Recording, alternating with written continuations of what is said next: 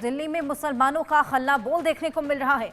वक्फ bill के खिलाफ जंतर मंतर पर प्रदर्शन लगातार जारी है। मुस्लिम और सामाजिक संगठनों से जुटने की अपील की गई है। विपक्ष के कई सांसदों को भी यहां पर आमंत्रित किया गया है। वक्फ संशोधन बिल जिसका विरोध लगातार जारी। वक्फ संशोधन बिल के खिलाफ आज दिल्ली के जंतर मंतर पर मुसलमानों का जुटना शुरू हो गया है। वक्फ संपत्ति की रक्षा के लिए all India personal law board ने मुसलमानों से अपील की थी।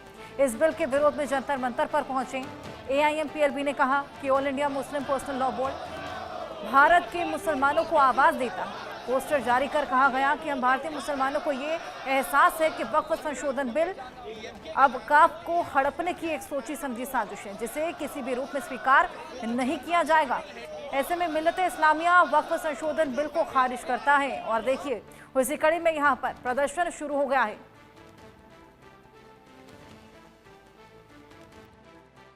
हमारी बहुत सख्त नाराज़गी है इस पर और हम मोदी सरकार से इस पर बहुत ज़्यादा नाराज़ हैं, क्योंकि ये जो संपत्ति है, ये संपत्ति जो है ये मुसलमानों की संपत्ति है और मुसलमान इसे किसी हद तक भी बर्दाश्त नहीं करेगा कि ये जो है संशोधन लाया जाए।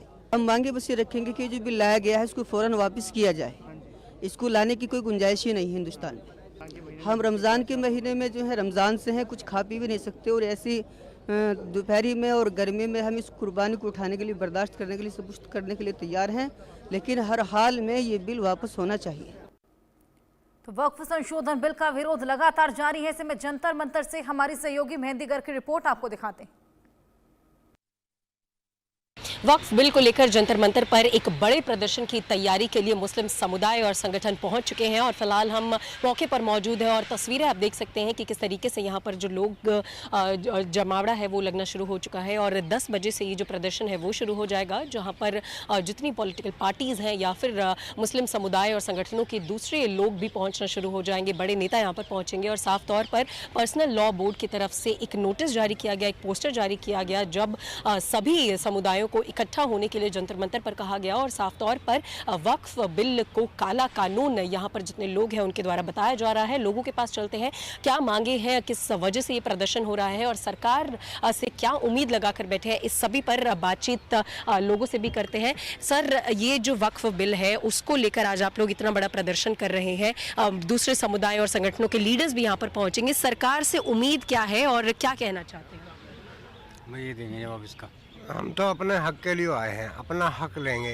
क्या हमें कहीं तक भी जाना पड़े, हिंदुस्तान के किसी कोने में जाना पड़े, कहीं कुछ भी जतन करना पड़े, अपना हक हम छीन नहीं देंगे। अपने हम कपड़े कैसे उतरवा लेंगे? हम किसी भाव नहीं उतरवा, जान दे सकते हैं लेकिन कपड़े नहीं उतरने देंगे। हम अपना हक लेकर बांधेंगे। कहीं तो यहाँ हक की लड़ाई के लिए आप लोग प्रदर्शन कर रहे हैं, तो जो संशोधन किए गए हैं उसको किस तरीके से आप देखते हैं और उनमें बदलाव क्या चाहते हैं? हम ये सरासर ब्लाइंडनेस देख रहे हैं कि जो भी कानून है वो मुसलमान के यानी मुस्लिम के अपोजिट बनाए जा रहे हैं। ये कानून हमें ऐसे हिंदुस्तान नहीं चाहते, लेटेस्ट इंडिया नहीं चाहिए, हमें ओल्डेस्ट इंडिया चाहिए। वो इंडिया चाहिए जो गांधी का हिंदुस्तान था, गांधी का मुल्क था। अल्लामा इकबाल ने कहा है, सारे जहाँ से अच्छा हिंदुस्तान हमारा, हम बुलबुलें हैं इसके गुलिस्तान हमारा। क्या इसी दिन के लिए कहा था? उन्होंने इसलिए कहा था कि हिंदू और मुस्लिम और सिख और ईसाई भाई भाई बन के रहें। अगर ऐसी स्थिति को अंग्रेज़ जान लेता तो कभी देश आज़ाद ना होता। इंडिया गेट के ऊपर मुस्लिम लोगों के कुर्बानी के नाम है, जिन्होंने जो कुर्बान हुए हैं, अदर के नाम हैं लेकिन मुस्लिम के बराबर नहीं है। मुस्लिम लोगों को फांसी दी गई है, उनको दरख्तों पर लटकाया गया है, उन्होंने कुर्बानियाँ दी हैं। आज उस कुर्बानी का बदल क्या इतना ऐसा है कि मुस्लिम लोगों को टारगेट बना करके और उनको जो है परेशान और टीसिट किया जा रहा है। ऐसे क्यों? ऐसा नहीं होना चाहिए। ये हिंदुस्तान हम सबका है और ये एक जो है गंगा जमनी तहजीब है, इस तहजीब को बना करके हम सबको रहना है और अपने देश को आगे बढ़ाना है। जो हमारे हिंदुस्तान में जिन चीज़ों की ज़रूरत है, नौकरी की ज़रूरत है, लोग लेबर बने हुए हैं, पढ़े लिखे लोग सड़कों पर घूम रहे हैं, और क्या उन चीज़ों की तरफ ध्यान नहीं जाता गवर्नमेंट का? उन चीज़ों की तरफ ध्यान जाना चाहिए। पुलवामा हुआ, मणिपुर कांड हुआ, ये कहाँ है? वो चीज़ें तो ध्यान नहीं आती। इन चीज़ों के ऊपर क्या है, हिंदू मुस्लिम 24 घंटे यही लगा रहता है, इसके अलावा कोई काम ही नहीं है। यहाँ पर जितने समुदाय और संगठन के लोग पहुंचे उनका लक्ष्य बहुत ज़्यादा साफ है कि जब तक सरकार इस बिल को वापस नहीं लेगी और साथ ही साथ इस कानून को काला कानून बोला जा रहा है यहाँ पर जितने लोग पहुंचे उनके द्वारा, और ये साफ है कि जब तक इस बिल को वापस नहीं लिया जाएगा तब तक प्रदर्शन नहीं रुकेगा, चाहे शाहीन बाग 2.0 जैसी स्थिति जो है वो राजधानी में देखने को मिले या फिर सभी मुस्लिम संगठनों को, समुदायों को सड़क पर उतरना पड़े। तो ये सभी चीज़ करने के लिए जितने संगठन है वो पूरी तरीके से तैयार है और बहुत से जितने मुस्लिम संगठन हैं उनके लीडर्स के द्वारा भी ये कहा गया है कि जब तक ये कानून वापस नहीं लिया जाएगा तब तक ये प्रदर्शन नहीं रुकेगा और सिर्फ दिल्ली में ही नहीं पूरे भारत में ये प्रदर्शन जो है वो किया भी जा सकता है। कैमरा पर्सन अंकुश के साथ मैं मेहंदी गर्ग, इंडिया न्यूज़ दिल्ली। तो वक्फ बिल को लेकर लगातार अब विरोध प्रदर्शन वहां पर किया जा रहा है, एकजुट होना शुरू हो गया है। क्या कुछ वहां पर चल रहा है ये हमारे सहयोगी ने अपनी रिपोर्ट के जरिए आपको बताया। आइए इसको लेकर बातचीत करेंगे।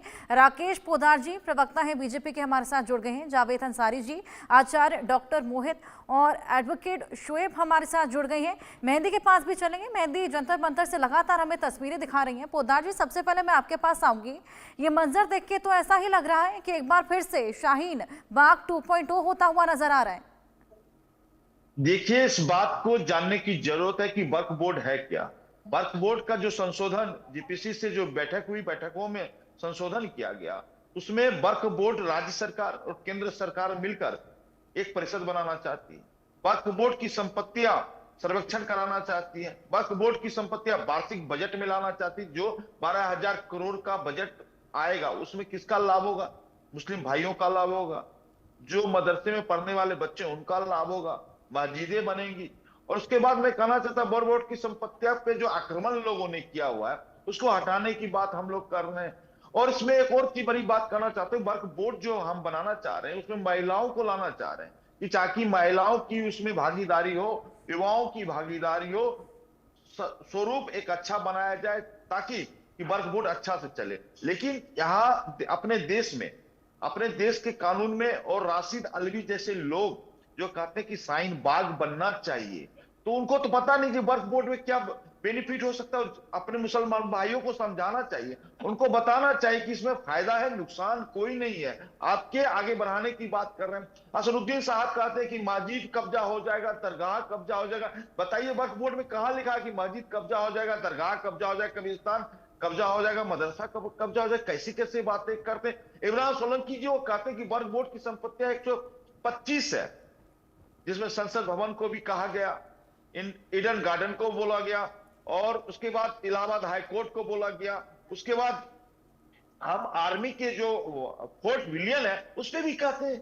अरे भैया, देश सबका है। और मैं एक और बड़ी बात जानता हूं, ये लड़ाई किसने लगाई? ये पूर्व प्रधानमंत्री मनमोहन सिंह जी ने 2013 में संशोधन किया। 2014 के मार्च में चुनाव से 1 महीने पहले बिफोर उन्होंने जो ब्रिटिश सरकार की दी हुई, अंग्रेजों की सरकार की दी हुई संपत्ति को, और जो भारत सरकार के पास संपत्ति थे, उन्होंने लिख दिया ये वक्फ बोर्ड की संपत्ति है। लड़ाई तो वहीं से स्टार्ट होगी। पोदार जी, यहाँ मैं आप चारों के पास वापस लौटूंगी।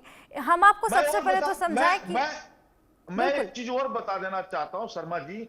मौलाना साहबुद्दीन रिजवी साहब कहते हैं, बहुत अच्छी बात कही और देश के लिए कहा, गंगा जमुना की तहजीब की बात कही, हिंदू मुसलमानों की धर्म को जोड़ने की बात कही। उन्होंने कहा रमजान का महीना है, ईद का महीना है, अल्लाह को याद करने का महीना है। साल में एक महीना आता है, 30 दिन हम रोजा रखते हैं, इबादत करें, मस्जिद जाए, उसमें हम लोग इबादत करें। अरे धर्म प्रदर्शन करना है, करिए, लोकतांत्रिक तरीके से आपका अधिकार है। लेकिन क्या कर रहे मुसलमानों के साथ? आज अभी ईद का महीना चल रहा है, रमजान का महीना चल रहा है, नमाज पढ़ना चाहिए। इन सब बातों को नहीं, ये सब लड़ाई लगाई हुई कांग्रेस की देन है। कांग्रेस ही, चाहे मनमोहन सिंह हो, चाहे 1954 का संशोधन हो, चाहे हम 1993 की बात करें या 2013 की बात, ये सब लड़ाई उन्हीं का देना। शर्मा जी,